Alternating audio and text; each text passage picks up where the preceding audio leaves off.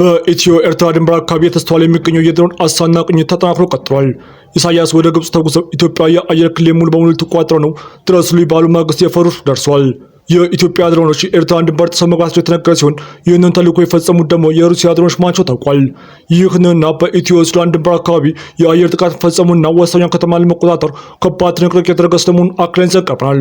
ሰላም ጤና ይስጥልን ውድ የፋሲል ተከታታዮች፣ የቻናል ቤተሰብ ካልናችሁ ቻናሉን ሰብስክራይብ ያደርጋችሁ ቤተሰብ እንደሆኑ ይጋበዝን። የቻናሉ ቤተሰብ ከሆናችሁ ደግሞ ተደራጅነታችንን ታሰፉ ዘንድ ፕሮግራሙን ላይክና ሼር እንድታደርጉ ይጋበዝን። ወደ ዝርዝር ድረስ ቸግረን እስከ ፍጻሜያችን አብራችሁን ቆዩ። የቀይ ባህርና አሰብ ጉዳይን ተከትሎ የተካረው የኢትዮ ኤርትራ ወታደራዊ ፖለቲካዊ ሰጣ ገባ ወደ ወታደራዊ ፍጥጫ መሻገሩን ተከትሎ ሻዕቢያ ህወሓትና ፋኖን ጨምሮ የኢትዮጵያ ታጣቂዎችን በማሰባሰብ ጽምዶ የተሰኘ ቀጠናዊ ጂኦፖለቲካዊና ወታደራዊ ግንባር ከመመስረት የደረሰ እርምጃ እየወሰደ ሲሆን የኢትዮጵያ መንግስት በበኩሉ ይህንኑ ጽምዶ በተባለ ስብስብ ኢላማ ያደረገ ተከታታይ የድሮን ጥቃቶችን መፈጸም መጀመሩን ሰሞንኛ መነጋገሪያ አጀንዳ በመሆንበት በዚህ ሰዓት አደገኞቹ ሩሲያ ሰራሽ ድሮኖችና የጦር ጀቶች ከወትሮ በተለየ ሁኔታ በልዩ ተልዕኮ ወደ ሰሜናዊ የሀገራችን ክፍሎች መሰማራታቸው እና በኤርትራ ድንበር አቅራቢያም ተከታታይ አሰሳዎች እያካሄዱ መሆናቸው አስመራና መቀሌን ያስደነገጡ ጉዳዮች ሆነዋል። አየር ኃይል በኤርትራ ድንበር አቅራቢያ ወደ ትግራይ ክልል ሊገባ በነበረ የሻዕቢያ ጦር መሳሪያ ላይ የወሰደው የድሮን ጥቃት ያስደነገጠው የኤርትራ ፕሬዝዳንት በድንገት ወደ ካይሮ ካቀኑም በኋላ ኤርትራ በፕሮፓጋንዳ ልሳኖቿ በኩል የተለመደውን የልግ ወረራ ነው ባይ ክሷን ያቀረበች ሲሆን ለተመድ በላከችው ደብዳቤም ስለ ጽምዶ የተሳሳተ ትርጉም ተሰጥቶብኛል የሚል አቤቱታ ታቀርባለች። ኢትዮጵያ በበኩሏ በመከላከያ የውጭ ግንኙነት መመሪያ በኩል ለዲፕሎማቶችና ለውጭ ሀገራት ወታደራዊ አታሼዎች ባደረገችው ገለጻ ህወሓትና ሻዕቢያ ሊወጉኝ የተዘጋጁ ነው ስለማለቷ መዘገቡ ይታወሳል። አሁን በተሰማ መረጃ ታዲያ አደገኞቹ ሰማይ ሰንጣቂ የሩሲያ ዘመናዊ ሱ-35 የውጊያ ጀቶችና እንደ ኦሪዮን ያሉ ሰዓት የሚተፉ ድሮኖችን በእጇ ያስገባቸው ኢትዮጵያ የጽምዶን እንቅስቃሴ በሶስት ተከታታይ ቀናት የድሮን ጥቃቶች ሽባ ማድረጓ በተሰማ ማግስትም ኤርትራ የክስ ፋይሏን ይዛ ወደ ካይሮ አቅንታለች። በወረራ ስጋት ውስጥ መሆኗን ደጋግማ እየገለጸች ያለችው አስመራም በኢትዮጵያና ኤርትራ ድንበር አቅራቢያ ልምምድ ሲያደርጉ በነበሩ የኢትዮጵያ አየር ኃይል ንብረት በሆኑት ወታደራዊ ጀቶች በተደጋጋሚ በአየር ግዛት ጥሰው በመግባት ለበርካታ ሰዓታት ሲያንዣብቡ ነበር ስትል ገልጻለች። አሁን በሀገራቱ መካከል ያለውን ውጥረት ወደ ግጭት ላለማሸጋገር አጸፋ ከመስጠት ተቆጥቤያለሁ ያለች ሲሆን ይሁን እንጂ ድርጊቱ ከተረገመ ያለምንም ማስጠንቀቂያ መትቸጣለሁ ስትልም ዝታለች። ከወደ ትግራይ ስለ መረጃው የጠየቅናቸው የመረጃ ምንጮች የኢትዮጵያ አየር ኃይል ተዋጊ ጀቶች ካለፈው ሰኞ ጀምሮ የልምምድና የቅኝት በረራዎችን በተደጋጋሚ እያደረጉ መሆናቸውን ገልጸው ይሁን እንጂ በኤርትራ በኩል ስለቀረበው ክስ የሚያውቁትና የተረጋገጠ መረጃም እንደሌለ አክለዋል። የመቀሌ ምንጮች ስለ ጉዳዩ መረጃ የለን የሚባሉ እንጂ የኢትዮጵያ አየር ኃይል በሳምንት መጀመሪያ የኤርትራ አየር ክልል በቁጥጥር ስር ነው ማለቱ ተዘግቦ ነበር። ፈረንሳይና ሩሲያ ሰራሽ የሚሳኤል ስርዓቶችን በትክክለኛ ቦታቸው ለአይቀሬ ጉዳይ ዝግጁ ሆነዋል እየተባለ ባለበት በዚህ ወቅት ይህ መረጃ በአሁኑ ሰዓት ኢሳያስን እንቅልፍ ነስቶ እዚያም እያሯሯጣቸው ይገኛል። ኢትዮጵያ አሰብን ፍለጋ ልትወረን ነው ሲሉ ፕሬዝዳንት ኢሳያስ አፈወርቂና የኤርትራ ጋር ሆነ የተከሰተችው የኢትዮጵያ የምንጊዜም ጠላቷ የሆነችው ግብጽ በተመድ ኢትዮጵያ ኤርትራን ለመውረር እየተዘጋጀች ነው ባለች ማግስት ከወደ አዲስ አበባ የተደረገ ምስጢራዊ ስብሰባም ኤርትራን ያስደነገጠ ምስጢር ሆኖ ሾልኮ ወጥቷል። ኤርትራና ኢትዮጵያ ፍጥጫቸው አይሏል። ሀገራቱ ወደ ጦርነት የሚያደርጉት እንቅስቃሴም አጠናክረው ቀጥለዋል። በቀጣይ መረጃችን የሱዳን ሰራዊት በኢትዮጵያ ድንበር አቅራቢያ የምትገኘውን ኮርሙክ ከተማን ለማስመለስ የተጠናከረ የድሮን ጥቃት ከፈተ። የሱዳን ሰራዊት በስትራቴጂካዊቷ ብሉናይል ግዛት ድንበር አቅራቢያ የሆነችውን ኮርሙክ ከተማ ላይ የድሮን ጥቃት መክፈቱን ሱዳን ትሪቢዩት ዘገበ። ይህ ወታደራዊ ዘመቻ የተከፈተውም ከተማዋን ተቆጣጥሮ ከሚገኘው ፈጣን ድጋፍ ኃይል እና ከሱዳን ህዝባዊ ነጻነት ንቅናቄ ሰሜን ጥምረት ዳግም ለማስመለስ መሆኑን ተገልጿል። ሱዳን ትሪቢዩት ወታደራዊ ምንጮችን ዋቢ በማድረግ እንደዘገበውም የሱዳን ጦር በሳምንት ውስጥ ብቻ በኮርሙክ ከተማና በዙሪያው መሽጎ በሚገኙ የፈጣን ድጋፍ ኃይልና የኤስፒኤልኤም ታጣቂዎች መከላከያ ይዞታዎች ላይ ሁለተኛ የድሮን ጥቃት ሰንዝሯል። ይህች በኢትዮጵያ ድንበር አቅራቢያ የምትገኘው ከተማም ካለፈው መጋቢት ወር ጀምሮ በእነዚህ ጥምር ኃይሎች ቁጥጥር ስር መቆየቷ ይታወቃል። ምንጮቹ አክለውም እንደገለጹት በተሰነዘረው ጥቃቶች ባለቤትነታቸው የጥምረቱ ተዋጊ የሆኑት በርካታ ተሽከርካሪዎች ወድመዋል። እንደ ዘገባው ገልጻ ከሆነ በሱዳን የእርስ በርስ ጦርነት ውስጥ አዲስ የውጊያ ግንባር ካለፈው የካቲት ወር ጀምሮ በብሉናይል ግዛት ውስጥ ንቁ ሆኖ እየቀጠለ ሲሆን የሱዳን መደበኛ ጦር ክፍሎችም ኮርሙክን ለመቆጣጠር ከፍተኛ ጥረት በማድረግ ላይ ናቸው።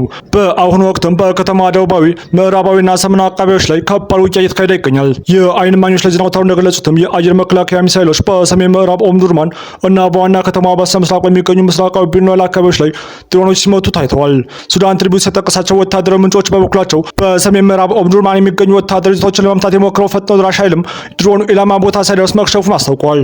እነዚህ ምንጮች የአየር መከላከያ ስርዓቶች በምስራቅ ናይል አካባቢ በድሮኖች ላይ ተኩስ መከፈታቸውን የገለጹ ሲሆን በዚህ ምንም አይነት የሰው ሕይወት መጥፋት እንዳልተመዘገበም ተረጋግጧል። ዘገባው እስከተጠናከረበት ጊዜ ድረስ የሱዳን መደበኛ ጦርም ሆነ የፈጣን ድጋፍ ኃይሉ በጉዳዩ ላይ የሰጡት ይፋዊ መግለጫ የለም። ይህ ክስተት የመጣውን በሱዳን ያለውን ግጭት ለመቋጨት አዲስ ዲፕሎማሲያዊ ጥረቶች እየተደረጉ ባሉበት ወቅት ነው። በአረብና በአፍሪካ ጉዳዮች ላይ የአሜሪካ ከፍተኛ አማካሪ የሆኑት ማሶድ ብሉስ በይፋዊ ኤክስ ገጻቸው ላይ ባስተላለፉት መግለጫም ከተባበሩት አረብ ኤሚሬትስ ምክትል ጠቅላይ ሚኒስትርና የውጭ ጉዳይ ሚኒስትር ሼህ አብዱ አብዱላህ ቢን እንዲሁም ከግብጽ የውጭ ጉዳይ ሚኒስትር ባደን አብደላቲ ጋር በተናጠል በስልክ መወያየታቸውን አስታውቋል። ማሳድ ብሎስ እንደገለጹት በውይይታቸው ወቅት በሱዳን ያለው ወሳኝ የፖለቲካ መስመር አሁንም ድረስ የቀጠለውን ግጭትና ሰብአዊ ሁኔታዎችን ጨምሮ የሊቢያ አንድነትን ለማስጠበቅ የሚደረጉ ጥረቶችና ሌሎችንም ቀጠናዊ ጉዳዮችን አንስተው መክረዋል። አያይዘውም ወገኖቹ በመላው ቀጠና ሰላምን፣ መረጋጋትና ብልጽግናን ለማስፈን ቀጣይነት ያለው ቅንጅት ትብብር ለማድረግ አስፈላጊ መሆኑን በድጋሚ አረጋግጠዋል። በሌላኛው መረጃችን አሜሪካ በኢራን ላይ ጥቃት ፈጸሟን ተከትሎ ቴህራን የሆርሙዝ ሰርጥን በድጋሚ ሙሉ በሙሉ መዝጋቷን አስታወቀች። በዚህም መሰረት የኢራን ጦር የሆርሙዝ ባህር ዳርቻ ሙሉ በሙሉ እንዲዘጋ የወሰነ ሲሆን ነዳጅ ጫኝና የንግድ መርከቦች እንቅስቃሴም እንዲታገድ ትዕዛዝ ሰጥቷል። አሜሪካ በኢራን ላይ ጥቃት ፈጸሟን ተከትሎ የኢራን ጦር በአካባቢው በሚገኙ የአሜሪካ ኃይሎች ላይም አጸፋ እርምጃ ወስዷል። ከአሜሪካ ጥቃት በኋላም የኢራን ጦር በኩዌት ባህሬንና በዮርዳኖስ የሚገኙ የአሜሪካ ጦር ሰፈሮች ላይ ኢላማ ማድረጉን የተገለጸው የአሜሪካ ማዕከላዊ እዝ ቀደም ሲል በኢራን ላይ ባሉ በርካታ ኢላሞች ላይ ጥቃት መፈጸመ ሲሆን ጥቃቱም ራስን ለመከላከል ለመነው ሲልም ገልጿል። ፕሬዚዳንት ዶናልድ ትራምፕ ወታደሮቹ ኢራንን ለማጥቃት በዝግጅት ላይ መሆናቸውን ጠቁመው አሁንም ዋጋ ለመክፈል ዝግጁ መሆን አለባቸው ሲሉም አስጠንቅቀዋል። የኢራን መገናኛ ብዙኃን የወደብ ከተማ ባንደር ካባሽ፣ ቄሴም ደሴትና ቴህራን በስተምዕራብ በሚገኙ ሲሪክ፣ ሚናብና ካራጅ ደቡባዊ ከተሞች ላይ ጥቃት መሰንዘሩን ዘግበዋል። በሌላ በኩል የእስራኤል ጦር በሊባኖስ ላይ የፈጸመው ጥቃት የቀጠለ ሲሆን በሀገሪቱ ደቡባዊና በካባሌ አካባቢዎች በደረሰ ጥቃትን በርካታ ጉዳት ማድረሱ ተመላክቷል። ዶናልድ ትራምፕ ኢራን ክፉኛ እንደበደባታለን ማለታቸውን ተከትሎ የአሜሪካ ጦር ጥቃቱን በማስፋፋት ቴህራን በባህረ ሰላጤውና በሚገኙ ጦር ሰፈሮች ላይ የአጸፋ እርምጃ ወሰደች። የአሜሪካ ማዕከላዊ እዝ ሴኔት ፕሬዚዳንት ዶናልድ ትራምፕ ኢራን ጦርነቱን ለማስቆም የሚያስችላትን ስምምነት ለመቀበል ብዙ ጊዜ ፈጅታለች ካሉ በኋላ ለተከታታይ 2 ቀናት ራስን የመከላከል ጥቃታቸውን መፈጸሙን አስታውቋል። በምላሹም ኢራን በባህሬን፣ ኩዌት በሚገኙ የጦር ሰፈሮች ላይ ጥቃት መፈጸሙን አስታውቃለች።